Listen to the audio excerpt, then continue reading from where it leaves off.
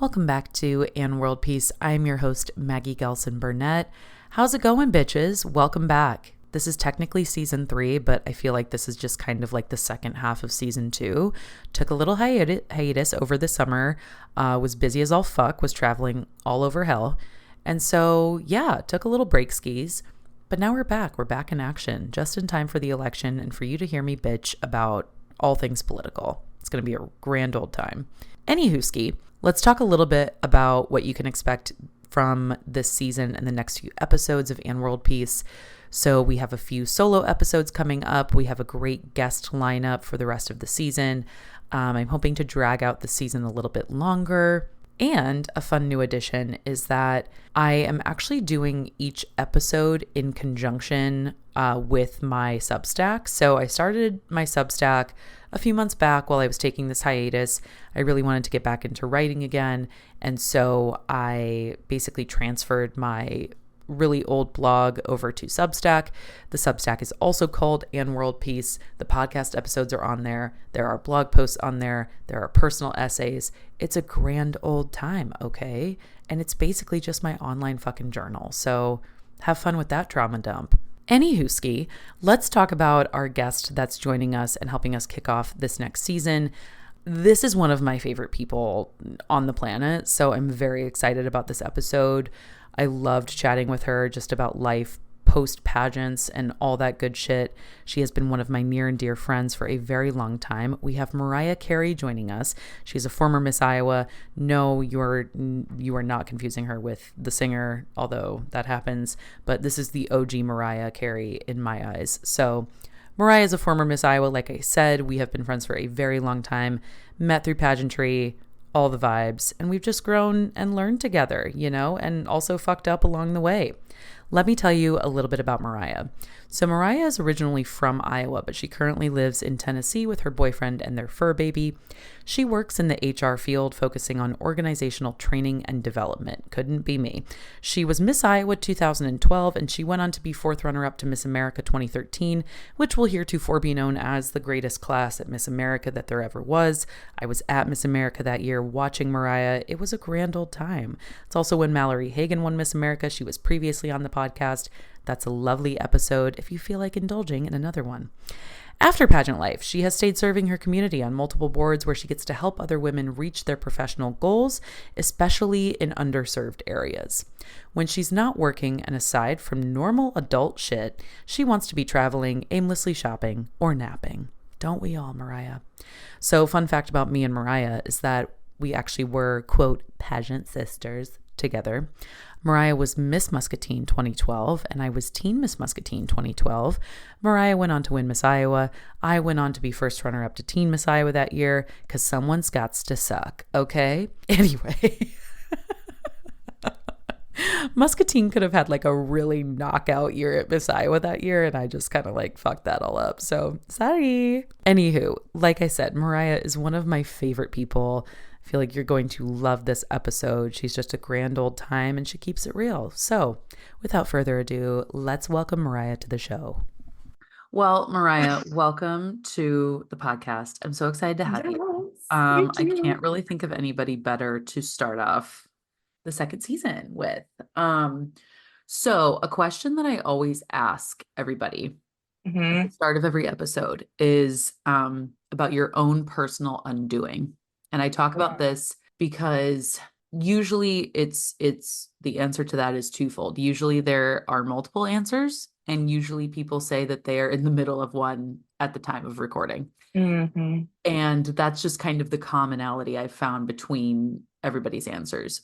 So yeah.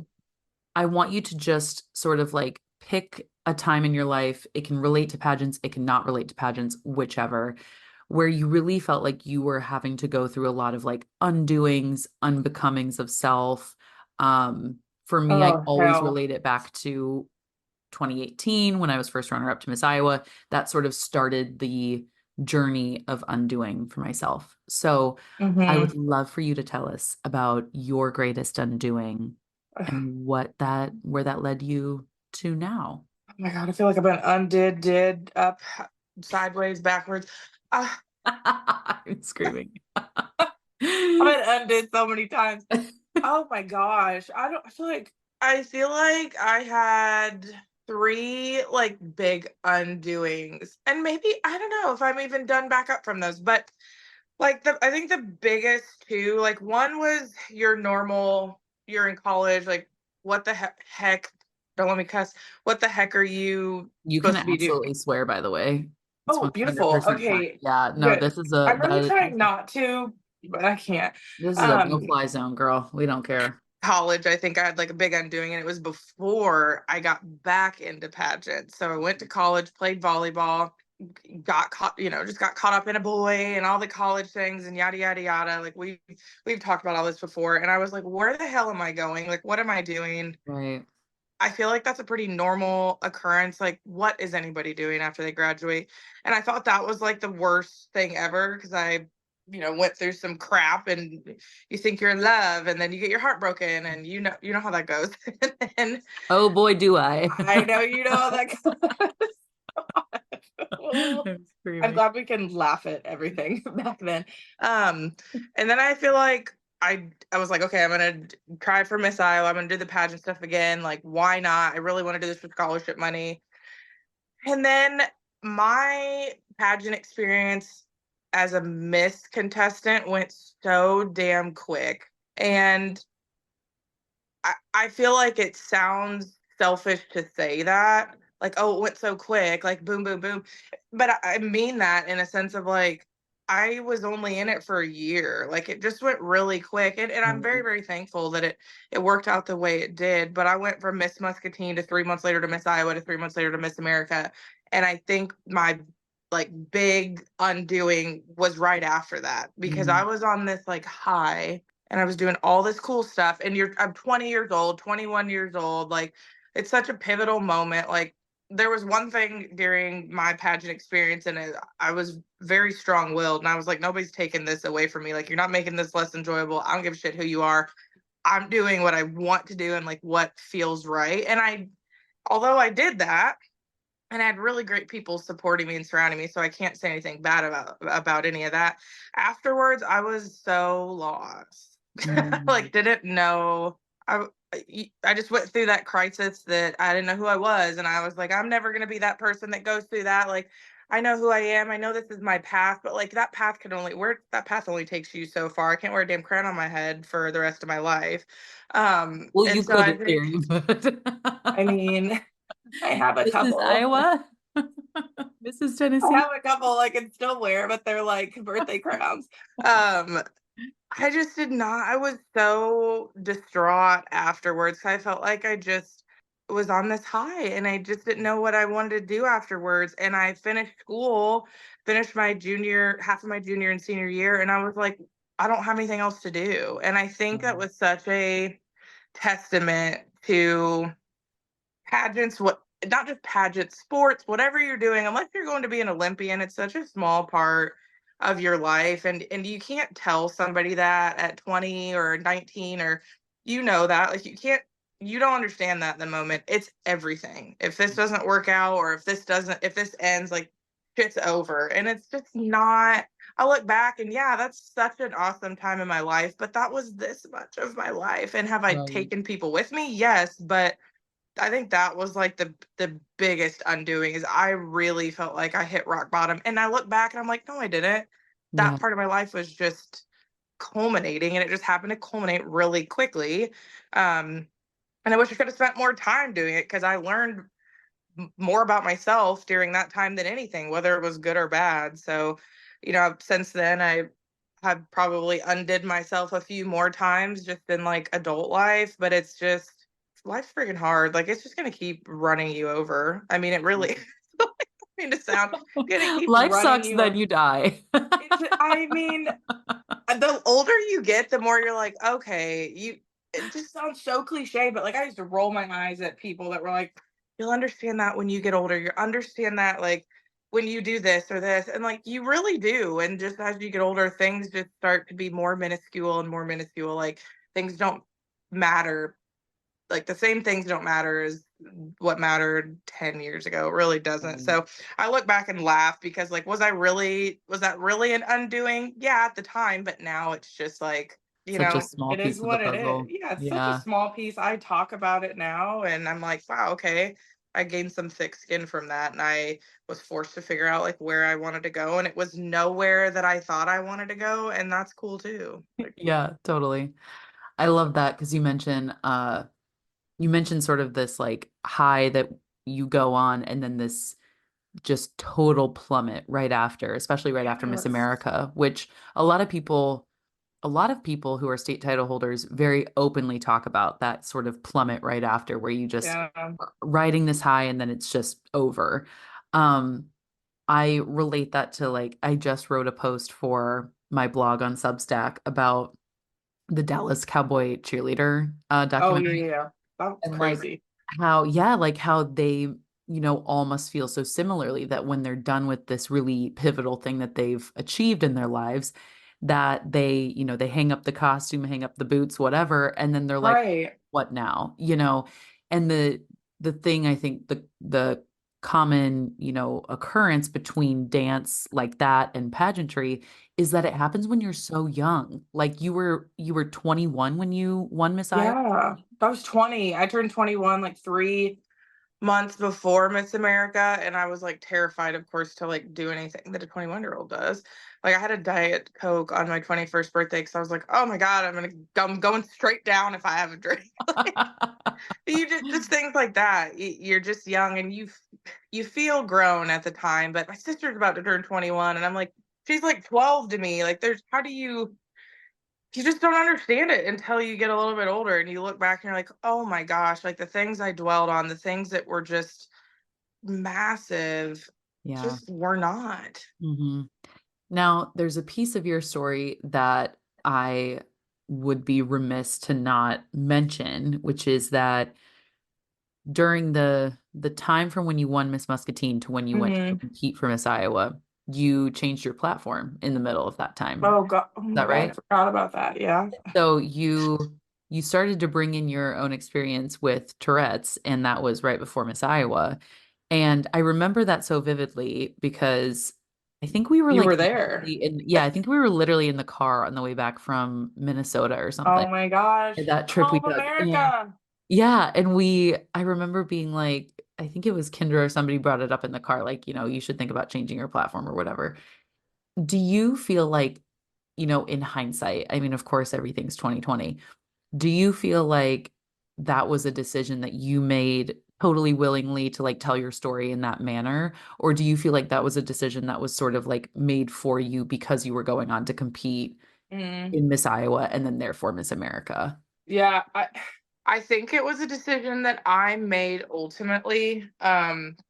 Obviously we're influenced by the people around us and it's really hard when you have 80 different people telling you what they think you should do, what they think you should wear. And I think we were really lucky because we had Kendra and Ashley who were like so Yeah, hard on us, but we're like our big sisters and were the so good best. to Yeah. us. Like we got Yeah. really, really lucky there. um I feel like I made the decision to do it, but I wasn't comfortable with it. And I say that because like, I mean, I went 20 years not talking about it. It's not something that is like super common. It's something that has a huge stigma. Like everybody thinks that Tourette's means the most severe cases. Like you see it portrayed in the media or on TV or wherever, and it's this very, very severe case, whether it's cursing or physical movements. And a lot of times it's in a light of being made fun of. And so I think that I never talked about it because I did get made fun of for it. It was really uncomfortable. People weren't really educated about it. There's no medication that you can be on. Like I think I got offered, or my parents got offered to put me on like ADHD medication, which I I decided not to. Um, and so I was just really uncomfortable with it. Like, I was like, why would I want to get on stage and talk about something that could be seen as debilitating and they may think that I can't do this job. And again, in hindsight, silly. Like it's silly, but Right. at the No, time I'm like, totally. I'm not yeah, like I'm not giving Yeah. them any reason to think that I can't be Miss Iowa. And so I feel like I made the decision. Like I wasn't gonna talk about it. And there was nobody that was going to make me talk about it if I didn't want to. But I knew that I would regret it. I knew I'd regret not doing it. I don't even know what my platform was before that, but it obviously wasn't that cool because I don't remember it. But uh, obviously was not doing that much with it. But it was just, I mean, it was easy. Yeah. It's just easy to talk. I didn't have to do the work. And by that, I mean, I didn't have to study Tourette syndrome. I didn't have to come up with stories or anything to explain why it was my platform. And Yeah. so, like, I'm glad I did because it ended up being I mean, it was just really easy to talk about and it was unique. And I always saw that as really bad. And I think it actually turned out to be really good because that's not common. It's not a common Right. platform. Yeah. Um, and it's just not commonly talked about. So Yeah. I think that I honestly probably wouldn't have done that if it wouldn't have been suggested to me.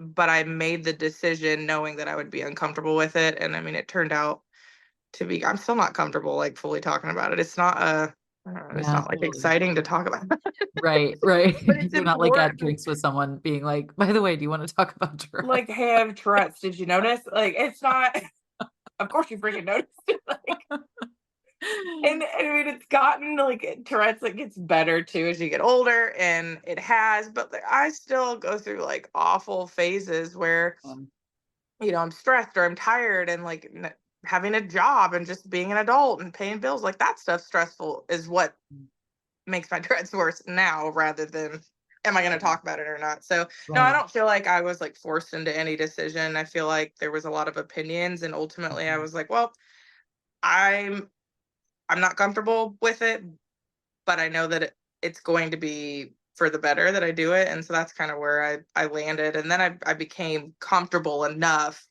once I started to see the reaction and the people that it connected me with. And that was worth it to me, I think, at the Yeah, time, or still is. totally. Yeah, absolutely. It's fascinating when people have, I've talked about this recently too, just in writing, that it's fascinating when people have platforms that are so deeply personal to them versus people who Yeah. like choose platforms that are like just like something that they were passionate about or had a, they were like, Yeah. oh, I had a good experience with this nonprofit, Right. whatever the fuck. But it's fascinating when you have a platform that's so deeply connected to you as a person, because then to Yeah. your point, it's like you're walking this tightrope, this very fine line of trying to be the perfect candidate for the Mhm. job, contestant for the job. I'm not saying candidate. Fuck that I noise. don't even know what are they called. They I don't call them know. candidates now. I hate it. So, Can't keep um, up. so it's like this walking this super fine line of like, okay, I want to be the best contestant for the job. And Yeah. I also want you to see this like really vulnerable and personal side. Mm. And also the third kind of factor there being, I want you to know that this has not affected me near as much as you think, even though it Mhm. totally has. And I'm Yeah. capable of doing this job. So it's like Yeah. you're always kind of walking a really fine line. And I think you nailed that in terms of like explaining that distinction of the Yeah. platform. So That's exactly it. yeah. So when you went to Miss America, you were fourth runner up to Miss America.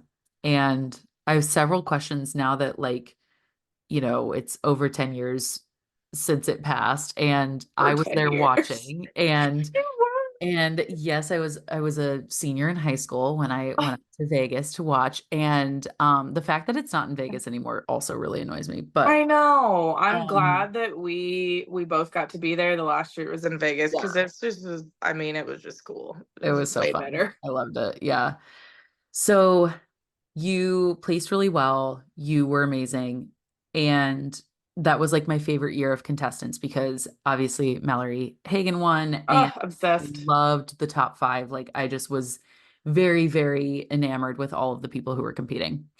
So you had a moment at Miss America Oh, that hell. that Oh, lives no. rent free in my brain, and I It saw lives it. rent free in everybody's brain that knows me. So I know that this also must come with some kind of like, there must be some sort of disdain for even talking about this situation. So we can skirt over it or we can talk in depth I about it. I don't But mind at all. I don't, I don't basically, care. This is so ridiculous. This is Mariah's ridiculous. on stage question at Miss America was about marijuana use and I'm gonna start wheezing. if she believed in the legalization of marijuana for medicinal use. And I believe you said in your answer, I do believe in the legalization for recreational use, which I by the did. by, I I just want misspoke. everyone to know that it now has been legalized Okay, in a that's vast majority of states thank you. for I literally recreational say that use. all the time. I'm like, jokes on you, bitches, Yeah. because look at all the states that you can just freely smoke weed now. I was 2 steps ahead and nobody noticed. You were a Nobody trailblazer. I know. I was like, I don't understand. And oh God, you could have heard a Okay, pin so when drop. you walked Ooh, off that was stage, bad. did you know, like, were you like, fuck, like I totally like biffed that It or was so like bad. There was we just talked about this at Mallory's wedding. Like oh gosh. So I walked back. We were yeah. There was a group of girls back there and they were watching us on the telepro or the whatever, the TV yeah, teleprompter looking thing. And I walked back and I'm pretty sure I like dropped the F bomb or something. I took my shoes off and just was like, oh my God. And they were all gosh, I could clearly see them. I had the best class. They were all looking at me, like 20 of them. And there was just like a moment of silence where nobody knew what to say. Like, what are you supposed to say? And right. they were all of a sudden they just like swarm me and they're like, oh my God, it was not that bad. We knew what you meant. And I was like, I love you guys, but I am going to be a meme tomorrow. Like, it's fine. And I was. And it's just, oh my gosh, I could have heard a pen drop in the audience. I don't know. I didn't feel anything because you're just in such a rush and we were just Yeah, flying around so quickly. I knew what I said. I think it was very clear that I just misspoke, but it was just right. the fact of the topic that we were talking about. Like, and I had so like even just an hour after the pageant, like I had so many messages and DMs that were like, "Oh my God, we love Miss Iowa!" Like, yes, like toke up or whatever you say when you smoke. I don't know. I like if you know me, you know that it's like the most random thing to ask me about marijuana because I don't even think I've ever touched marijuana. So it's Right, like right. it was yeah, everybody was so sweet. And then of course, like my family afterwards, like, no, we everybody knew what you meant. Like it's okay. To- You just how do you recover from that? I laugh at it now, but yeah, yeah.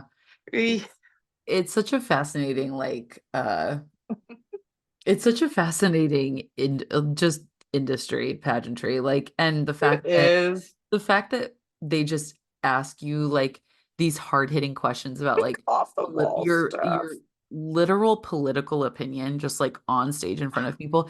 That always like really I think about that sometimes where I'm like, my final on-stage question at Miss Iowa was about illegal immigration and I know. how the fuck do like if you think pageant women are honestly exquisite, if you think that Joe Schmo could get up there and like fucking answer a question about Well, illegal immigration, you are absolutely off your rocker. Like the preparation that it takes to even be able to like spit out a cohesive sentence in like that instance anything. is like, yeah, is actually remarkable. It's And crazy. I just think like that part was always hard for me because you're judging me off of one question that I don't know. And that's like literally determining, like, I was never a fan of that. But B, there's such controversial opinions on can we be upfront and speak openly about our political views and our political parties. And I Right. remember a time during my year where I don't even remember who had like shared it with me of like, be careful. Somebody said they saw a picture of you like with the Democratic Party and this and that. And I was like, my grandpa is a county supervisor of the Democratic Party Yeah, in my what? hometown. I will be next to Grandpa Jim. Like, I Yeah. don't care what he was supporting. Like, I'm going to be next to Grandpa Jim. And if you want me to take my crown and sack, if I can do that. But like, that was always like so you can't do certain things, but then you're going to get up there and ask me. That could have very much so, if it was like 5 years later or however long it took to legalize marijuana, like if my answer would have told you probably if I leaned Democratic or Republican. Right. So I just always thought that was really interesting because it was such a divide of like, don't express your political views. And I don't agree or disagree with either side. Like, I think you should be able to express whatever you want as long as you're respectful of other people's views. You don't look down upon other people for their views. I think that now, though, like, that's not a Yeah. pageant thing. I think that's just, I'm not going to, if somebody else has conflicting views with mine, like, that's your opinion. It's Right. your right to think that way, but we can still have respect for each other and coexist. So, not to get down Yeah. that rabbit hole, I just always thought that was really interesting of like, Mm. what can I say? What can I do? Like, Yeah. you're Well, gonna it's piss people off. right. And it's fascinating too, because so much of, at least back in the time when you and I were doing pageants, I think it's less, I just judged a pageant last year. And so, I mean, so did you. And I think now it's much more acceptable to be like, I believe in XYZ and state it very plainly. Whereas Yep. when we were doing pageants, it was very much so like, you can say your opinion, but also be sure that you almost touch on the other political Other party. side. Like, Yeah. yeah. And so it's like if you were saying that you believe in abortion, or that you're pro-choice, you almost always had to slip in a little caveat that was like, but But I'm only yeah, but also only in the instance of rape and incest. And you're like, wait, what? right. Actually, I Yeah. do believe that women can just like do whatever the fuck they want with their bodies. Like, so it's so bizarre that like there was always this very trained sense of like, it was trained into you and coached into you to like Yes. handle the other side as well and be sure Like that you appease to both.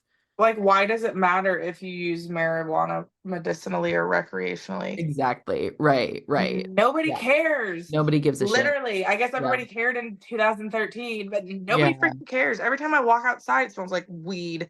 I live literally 2 blocks from a dispensary, so They're everywhere. Again, I don't know it is. anything about that stuff, but I don't give a shit Yeah. what you do Mhm. with your life. Right. So, yeah. So was Miss America, and you're actually rather, let's just go this far. Was Miss Iowa, your year as Miss Iowa, was it everything that you expected it to be? Or do you feel like you left that feeling like maybe underwhelmed in a way? Yeah. Uh, this is such this is a hard question because I've asked so many people this who have had like terrible experiences, horror stories from, I mean, Mhm. you talk to a lot of people. I think this was the benefit of me going through it so quick because I had zero expectations. Oh, I didn't totally. know what I was doing. Um, I just went in with like my tap shoes and some vibes. I don't know. I think that was honestly to my benefit Thanks. because I went in and I was like, I have zero idea like what's going on. I don't have any I didn't talk to anybody specifically who had been Miss Iowa to be like, what should I expect? Like, I didn't do that going to Miss America either, really. Like, I wanted it to be my experience. And as a human being, the minute you start asking 80 people's opinions, that gets stuck Mm. in your head. You're going in thinking one way. And so I would say it was everything that I wanted it to be. Yeah. It was an interesting year because the directors switched my year too. Like, Oh, that's right. Yeah. I feel like it was literally like the night of the pageant. I don't know. I think it was a very abrupt switch, or from what I remember. Um, so there was, I think my year was a year of learning and growth for both myself and Leslie and the Yeah. other board members. Like we were all kind of trying to figure things out. So I really just went through the year with no expectation. I wasn't trying to live up to anybody or, obviously Jessica was amazing the year before me and was top 10 at Miss America. So like those kind of things. I'm like, yeah, I really want to do well. Like Right. I can't, I don't want to let anybody down. And now I look back and again, there was nothing that you can do to let your fans and your friends and your family down. Like everybody's just proud of you no matter what. But I don't think there was anything like, yeah, there was a couple times where I had an undoing or more like an unwinding. I unwound a lot, a lot, but it was just because it was a unique experience and I was Yeah. stressed again, looking back over stuff that I would give anything to be stressed about what dress I was going to wear instead Right. of all the bills that are coming in now. But um yeah, I don't think so. I mean, that's kind of like a boring answer, but it was every day was what it was. And at the end of the year, um, I know a lot of people are like, I was ready to give, my title up. I wasn't doing, obviously, I was doing appearances and stuff, but I wasn't being anybody that I wasn't being before. Yeah, sure. And so it didn't feel like a huge shift in like personality or a huge shift in anything. It was just really that downhill spiral of like, oh my gosh, I don't have appearances every week and I don't get to do this glitz and glamour and I don't get Mm. to I thought I didn't get to work with my platform and be able to work with these kids that I was working with. And I did. I kept doing that. So I'm glad that I learned afterwards that I could keep doing the majority of this stuff.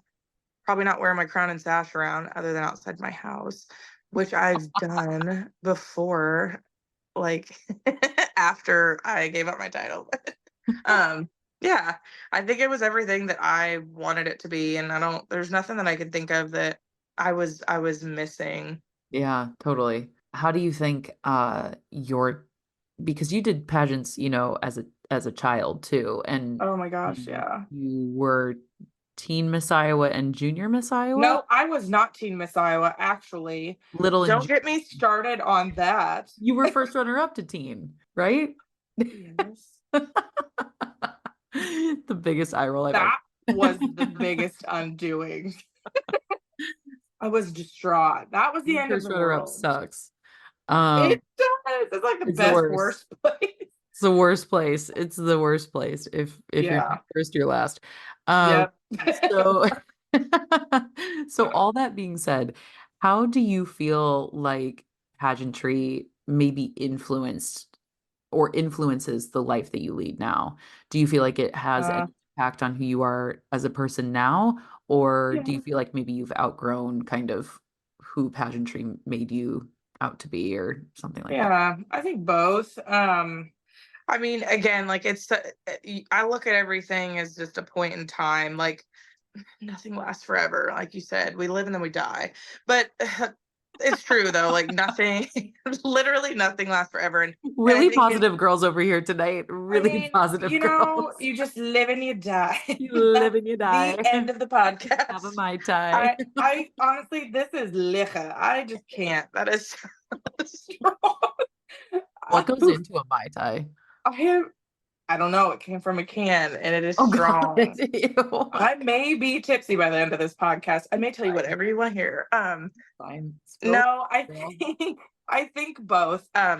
Everything, like I said, everything's a phase, a point in your life, and I'm not who I was. I mean, even if you didn't do pageants, we're not who we were when we were 20, 21. Oh yeah. Thank the Lord.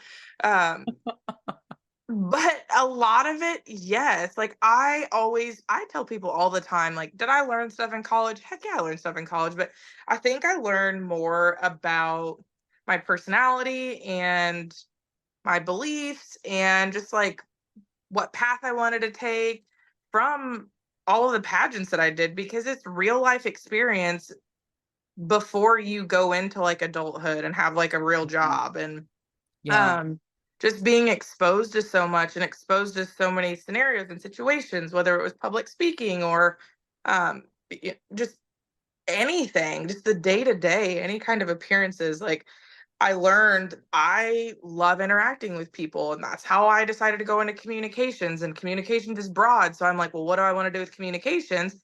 I don't know. As my year as Miss Iowa and going to Miss America, or even just preparing, you learn like what you really love to do. And I'm like, cliches, it sounds genuinely like helping people. So, like, Yeah. okay, now I have a list of everything that I could go into as a career. Like, where can I help people and I can see that impact where I get to see these people succeed that I'm helping. And so I think I carry a lot of that now. Um, just in what I do in HR, because I do get to help people. I do get to implement things in my job that make a difference in people's right now learning and training and development. And I would not probably be as confident and comfortable with that with front facing roles like I've been in if I hadn't have been in pageants, because I didn't learn that sitting in a classroom. I'm sorry, you don't learn Right. that. You Yeah. learn that interacting and being put in situations where you have to adapt, you have to talk to people of different backgrounds, different race, different sexual orientation, whatever it is, like you really have to learn how to, I always say, like, be a chameleon. Mhm. um Yeah. and I love doing that because I genuinely love being around diverse groups of people. And I learned that through pageants and just being put in situations where you had to adapt and figure out how to, like, how to take yourself through a situation or take yourself through an appearance. So I would say Mhm. both. Like, Yeah. I don't get to dress up and do the fun stuff as much. Like, that's fine. Yeah, totally. So now that you are, removed from it and Mhm. occasionally still judge a pageant or donate for an award or what Yeah. have you, do you still feel inclined to like keep up with Miss America, or do you feel like you're sort of just at a point now where you're like, I'm good. I don't need to immerse myself Yeah. in this world. I do feel like the longer you're out of it, like anything, the longer you're out of it, the more you kind of drizzle away. Like, I do try to keep Drift up. into the sun. Just drizzle. I'm just disintegrating. But no, I think, again, a phase of life where, for the longest time, that was such a huge piece and like big importance in my life. And Yeah. I think, as other things become important to you, you only have room for so many things to be of importance to you, like up here. And then you Yeah. have, this little space over here where you still keep things. And I think that's where that is. I will say I'm like, I always advocate for the program, especially the youth program, because that Yeah. was like where I Oh, got started, and the DeLongs are running that, and I'm just so thankful that that is still going on, um, and it's being run beautifully. And I got to judge that pageant last year. That's what really gets me, is like seeing the young ladies that are competing, and I'm like, that is crazy that that was like 800 years ago that I was doing that. But you still get that same, like, I'm like, oh my gosh, I remember what that felt like. And you just feel, yeah.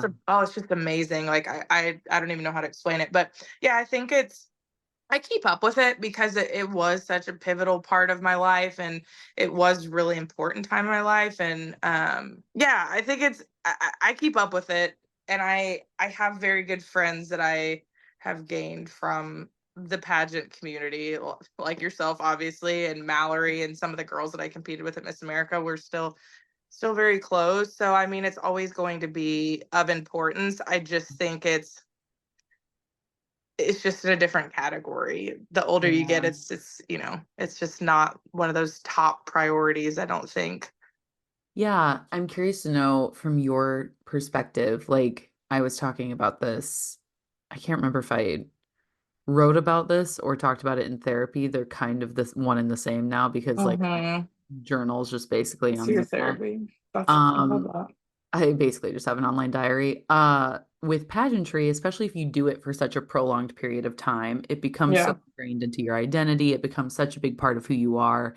And I'm sure having won a state title, that is probably just that feeling is probably just elevated then. Yeah. I think I was talking to my therapist about this, that like when you leave pageantry or you leave, dancing or baton twirling or, whatever it is, the thing you've done for a vast majority of your life into your, early adult years, Mm-hmm.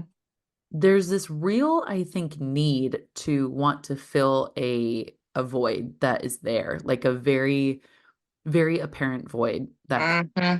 the lack of like performing or competing or doing whatever, and I filled that void in a variety of ways and I'm still trying to. And one of the ways I did it when I was way younger was like I would try to like compete with women at in certain instances, or, just kind of a Yeah. habit I got into of like scanning the room to be sure that like I was the prettiest one there, the thinnest Right. one there, or whatever.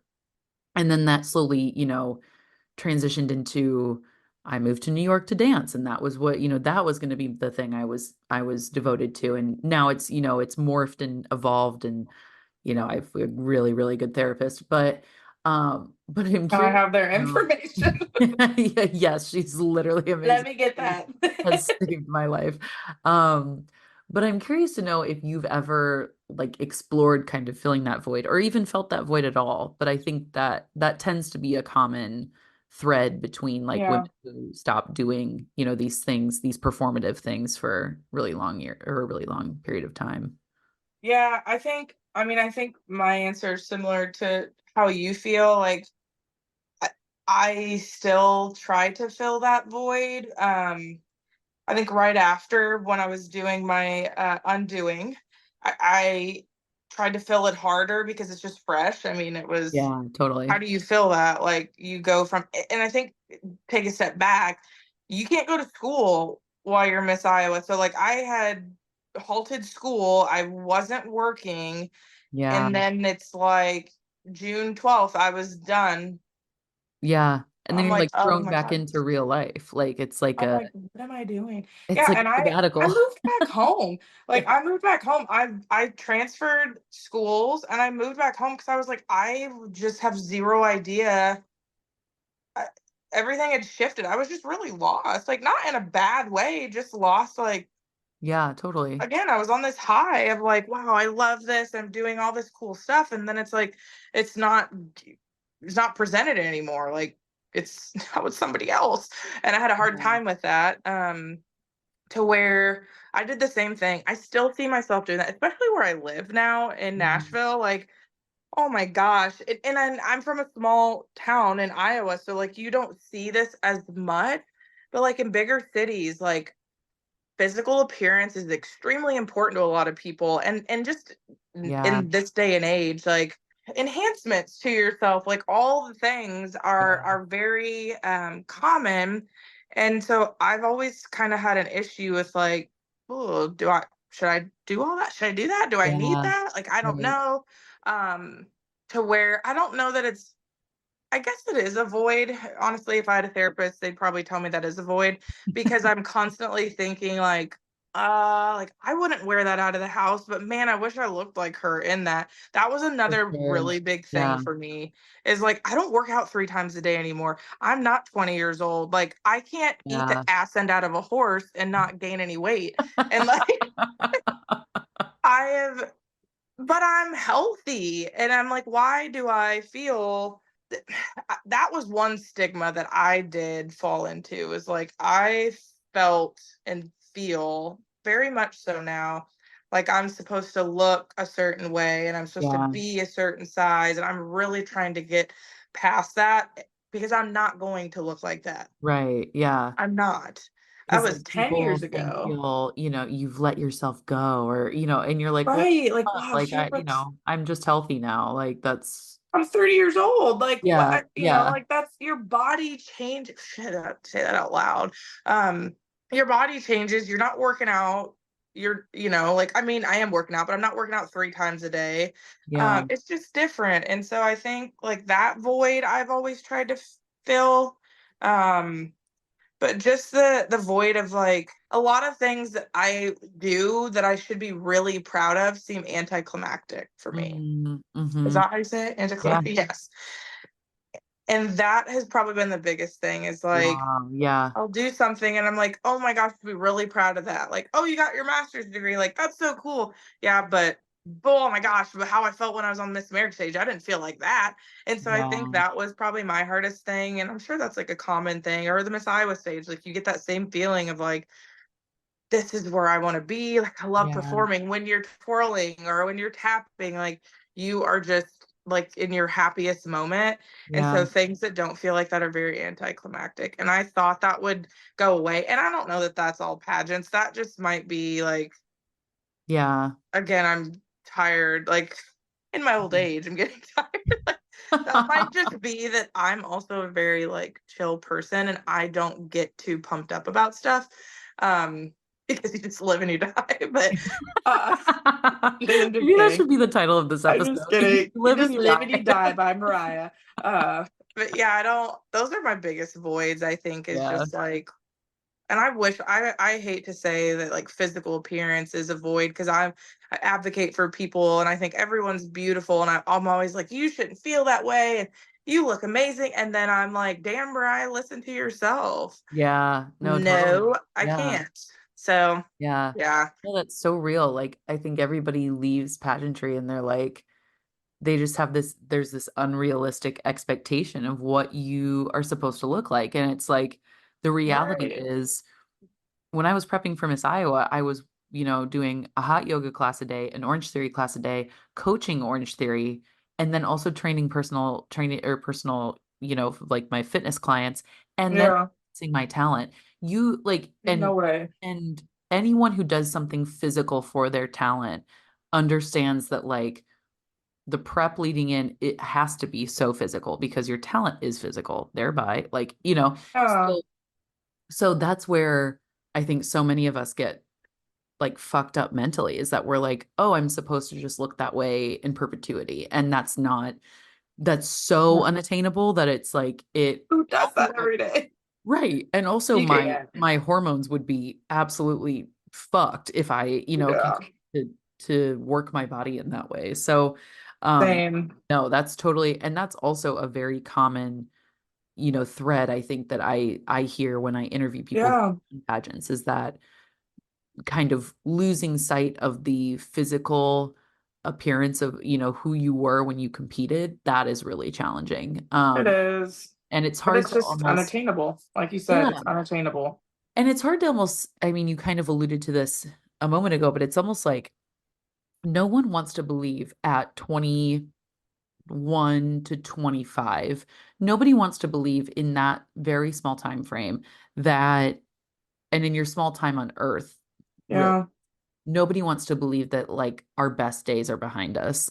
That's an insane thought, to be like, Yeah. what if my, and I think that's a very normal kind of thought pattern that a lot of people fall into after things like that too, is It like, oh my God, are is. my best days behind me? Like, did And I, they're not. yeah, and of course they're Like, not, like God, it they're, feels like it. yeah, but there are so many moments, and even moments still, where I feel like that, where I'm like, am I ever going to get the rush or the high from performing that I got when I was, doing this and that, Yeah. performing at Alabama, or, it's like, and there are so many other things. And that's like, there are so, if there was one thing somebody could put on my tombstone today, it would be the phrase, there are so many other things. Like, because there are, Mm-hmm. There like, are. you don't have families yet, or things like that, and it's Exactly. yeah, Well, and you have to though, like, I just told somebody this at work too, like, you you really do have to make your own moments. You have to make your own yeah. happiness. Like when you die, when you live and die, you're dying alone. I mean, you maybe not dying alone, but like, you know what I mean? You Like dying alone though. you're going out alone. So I mean, Unless you're euthanizing your ass. right, then you might exactly, but you're going out alone. You can't be taking people with you. But you just have to you gotta make that stuff for yourself. And so like I there went through a time period where I almost was like pitying myself. I mean, you do. Like and I think Oh that's yeah. normal. And again, that's not a pageant thing, but you go through something that's really exciting and then that's life. You come down the side of that cliff and it's anticlimactic and you're pitying yourself and you're like, this is it. This sucks. Like you'll stay there if you don't Yeah. make those moments for yourself. And like, Yeah. again, as you get older, I think you realize that you have to make those moments for yourself and find what makes you happy. And what makes me happy today didn't make me happy 2 years ago, whether that's a Yeah. relationship. Well, it did because I was with my boyfriend 3 years ago, but you know what I mean? Like you're Yeah. Totally. like you've been with Ty for however many years. So we'll talk about before Absolutely. Yeah. Justin and Ty, but you have to know what makes you happy or find what makes you happy, and that's always going to change. But you Yeah. have to do that. Yeah. You really can't. I relied on other people to find my happiness, and it got me that's that's what got me unwound or Yeah. undone or whatever you said. Right. And so I think I really, really, really try to. Some days it doesn't work, but like try to find what makes me happy this month, and then the next month I can find something else that makes me happy. And if Yeah. it's traveling or if it's laying my ass in bed or whatever it is, like you really have to do that because you're the only one that can do that. Yeah. I mean, you control that. So And what a wild concept too that, I think the irony of it is that so many of us, and I will count myself here, so many of us derived happiness from pageantry and what we were doing that in was like our whole life. yeah, so that it's like you remove that piece and really you nailed it that the entire aftermath of coming out of pageantry is finding your own happiness and is learning to deal with this thing that was an amazing part of your life that is now gone. And so Hmm. that's something my therapist said this too. And it's just free therapy session for all. Uh Love that. we're talking about that and kind of like filling this void and everything. And she said, and I will never forget this, it was one of those moments where you sort of want to like punch them in the face, but you also are like, maybe you have a You're point. like, okay, yeah. She was like, maybe it's a void that's not meant to be filled. And maybe you had that part in your life and like now it's over. And I was like, bitch, I swear to God. I was like, if you come out here laying out truths, I'm not paying you. I'm paying you to agree with me. Like, so I just was like, I'm not paying you to tell me I'm wrong. I was like, fuck, man. Like Oh, it's that that's that's interesting. yeah, so it kind of takes the Dang. pressure off of like feeling like you have to fill it. And so I think in a way that is freeing to be like, maybe it's just not meant to be filled. Maybe that was a part of my life that's just like meant to stay there and I don't need to do And anything with just it. rest there. Yeah. And like I That don't need is, to do anything oof. with it. Yeah. I've So never thought of it that way. I mean, I know she said it and you I was like, don't think, damn, I got some clients for you, bitch. Like I was like, ooh, you're like, I got 12 of them in my back pocket. Um, I, I think, dang, that's really interesting. I've never thought of that though. And not just the void after pageants, like any time where, whether it was a relationship or a friendship or a job, or I've always said, okay, like if I'm missing something, I gotta fill it. I gotta fill it. It's like yeah, yeah, playing freaking Connect Four. yeah, That's true. Like there's so many things that I probably would have been better off if I would have just let them be, let them yeah, rest, right. leave them there. Um, But yeah, we're uncomfortable. I think we get uncomfortable. That void is really uncomfortable. When you feel yeah, like you're missing something, you're so wildly uncomfortable that I know for me, like I would do anything to fill those voids. I'm very situational, like, and I'm also really sensitive. Like, as tough as I think I am, I'm like really sensitive. And if I have a void or if I feel a certain way, like I don't want to feel that way anymore. Like, I don't want to be vulnerable. I don't want to be in that yeah, situation. So I'm like, what can I like shove into that or what can I do? And right. that's probably not always the answer, obviously. Well, it's such an innate human response to want to Yeah. solve the problem, right? Like we Yeah. are by nature problem solvers. That is literally how our brains were wired for evolutionary purposes. Like, Right. but then when you like again, my therapist, God, she's an excellent therapist. What a Um, freaking queen she is. she Just is she so needs to be good, your next man. guest. She is so good. And I do be paying her for it, but that's fine. Gladly, anytime. Uh Another thing we were talking about too is that like I think this also was probably my way of trying to fill that void and sort Hmm. so much of pageantry is this kind of journey of like wanting to better yourself. Yeah. It sort of in its own right becomes a way of self-helpery in a sense. It becomes kind of like a self-help book that you're reading. Yeah. If I can just get to this size, if I can get this routine perfect, if I can get this answer perfect, then everything will be perfect and then I can win this title. Which is Hmm. so much of what like the self-help industry does and in the sense that it sort of keeps you on this hamster wheel of perfectionism. Yeah. And so one time she literally assigned me. It's the only time I've been with my therapist for almost 5 years and Oh my gosh. only time since working together that she has like assigned me quote unquote anything. And she was like, what I need you to do is for the next 6 months, like I need you to put down self-help books. Like I need you to stop reading Hmm. self-help stuff. And I need you to stop trying to like quote fix yourself. And I was like, what a Okay. like yeah, I'm like, No, what am I supposed to do now? Like, because so much of like you're pageantry, never gonna right, be is like fixed. fixing yourself to be better at the next pageant and to like take the feedback that you've, gleaned from these people and put it into play for the next competition. And so it's fascinating when you remove that, like that really innate desire to fix. It's so deeply Mm-hmm. uncomfortable, and it's so uncomfortable because then all you're left with is like your vulnerabilities and your insecurities and like all the shit you have to feel. And you're like, well, fuck this. Yeah. I don't want to do This is that. freaking terrible. No, that's Yeah. interesting. I feel like that was where I was after pageants. But again, I do think because I went in and everything went so quick. So I mean this was only a year time span, but like I was very against over preparing. Like, Yeah. honestly, now that I think back, they were probably like, wow, you really don't give a shit about this. And that was not it.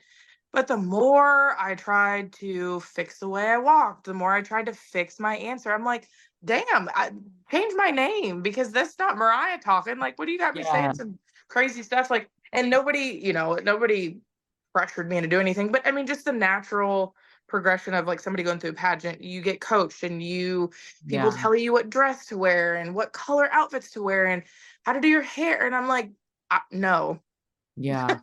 that's not, I don't want to do that. Like, don't wear a black dress. Me. You're not going to look good in it. I don't give a shit. I Yeah. want a black dress. Are you Yeah. paying for my dress?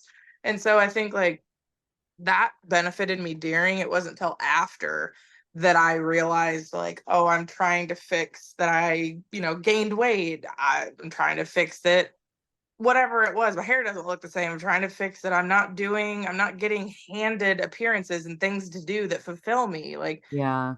it's really is like when you come out of it. So yeah, that was really interesting because I didn't experience that during the Mm-hmm. pageant that much. Like I experienced the pressure of people suggesting me to do things, but Yeah. I Totally. guess me being like da da da da da just helped because I was like, no thanks. I'm gonna wear this fucking dress.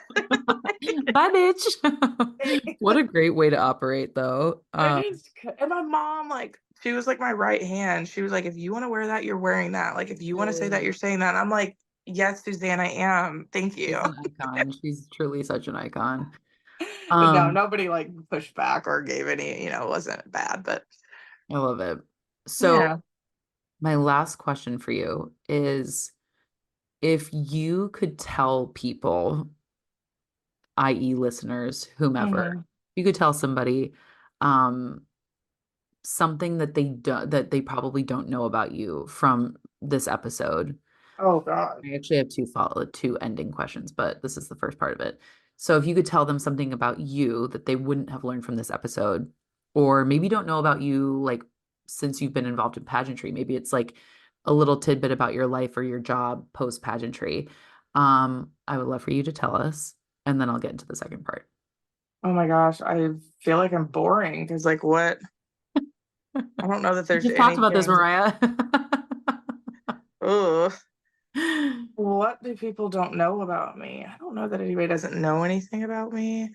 I feel like, well, the one thing about me that I will say that people usually think like I'm so outgoing and so extroverted, and I'm not. Oh yeah. I'm a huge introvert. Like I would crawl into a hole if you let me, probably. I have to force myself.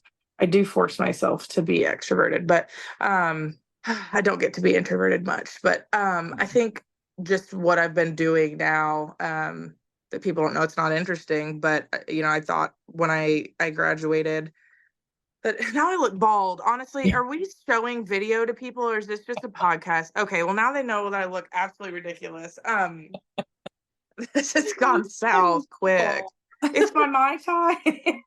I could edit it out. It's I fine. look bald with these chicken cutlets in the hallway. Um, I guess this is like something that people don't know. Like I thought for sure I was gonna go into sales, pharmaceutical sales, because that's what I was like, oh, I'm talking to everybody. Like I was forcing myself to be an extrovert during pageants and yada, yada, yada. And then I got out, I finished school, did a job shadow, freaking hated it. And that's how I accidentally got into HR. Somebody was like, you should try to apply for HR jobs. And I was like, nah, never really thought about that. And so I applied to like everything under the sun because I just graduated. Again, everything was anticlimactic. Nothing was exciting. I didn't want to get a job. I wanted to wear my crown and sash. And so I fell into an interview for HR, and the person at the time was like, "You're not qualified." I was like, "Yeah, I know. I just got out of school. Like, where the hell was I going to get Right. experience?" Yeah. You know how that goes. And I fell into HR by somebody saying like, "Well, I have a role opening up. Like, if you're willing to let me train you, then I would love to hire you." And so that's how I got into my HR career. And now I've found even further where I like to help people in a development environment. So I'm working on organizational training and development, where I implement training programs, performance reviews, like all of that into my company for a Fortune 500 company. So I'm loving that. Yeah, and I'm doing it in Nashville, Tennessee. Yes, So that's baby. pretty exciting. Fun. Yeah, again, see, look at me making everything anticlimactic. I'm like, I'm not doing anything, You're but like, that's I work for cool. a Fortune 500 company. I'm like, okay. Yeah, it Total is flex. cool. But again, that's yeah, and that's my opportunity, is to stop making everything anticlimactic. So there's my void that I'm trying to fill. Trying to fill what the hell's gonna be exciting enough for me to like actually be proud of it. But no, I'm yeah, we're doing good, living in Nashville and enjoying life and traveling and Cool. working. Last piece of my final question is, if you could give a piece of advice to, say, younger Mariah, to Mm-hmm. someone now who, is in your shoes or similar, that you were in 10 years ago, what would that piece of advice be? A lot. I say this all the time at work, and it ain't that serious. It's just not. There's nothing that is Wait, so serious. Or I literally have "stop taking it so seriously" written up on do my you whiteboard see? right there. That's what it says. I've Nothing is that fucking serious. No, I have a stick up my ass all the time, and I think stuff is like I'm so uptight about stuff. I'm like, oh my God, I'm gonna die over this again. That is that is a big issue. And as I've grown and gotten older and learned, like, but did you die? It ain't that Yeah. serious. I say that all the time. Like most of this stuff, is it gonna matter in 5 years? Is it gonna matter in a month? And that's probably a coping mechanism for like those of us like us who have anxiety and Yeah. have sought therapy and whatnot. But there's really not much that's that serious. Yeah. And enjoy the things that you're going through, even if they suck. Yeah. I mean, not enjoy, but like feel the things that you're going through. Let those things shape you. Let those things make an impact, whether it's a bad or good impact, because man, you really do look back and you're like, some of the shittiest things that we went through, Mm-hmm. and I know we've both been through some shitty things, really probably have given us more wisdom than those Yeah. joyous moments. Like, Yeah. Oh, truly. it really has. Like, did I wish those moments upon anybody that sucked? No, but Yeah. 100%. yeah. I love that. What a great answer. Thank you, and world peace. Thank you. Thank And you so also much. world peace. Thank you. Signing off, Mariah Cary, Miss Iowa Miss Iowa 2012. 2012. That sounds like it was in the BC times now. That's sad. Holy shit, I'm crying. Okay, before we wrap up, Mariah, tell Mhm. everybody where they can find you. Plug your shit if you have a website or an Instagram, Oh my God, I anything don't like even know what that. my Instagram name is. Let me look. I have Facebook. Hit me on LinkedIn.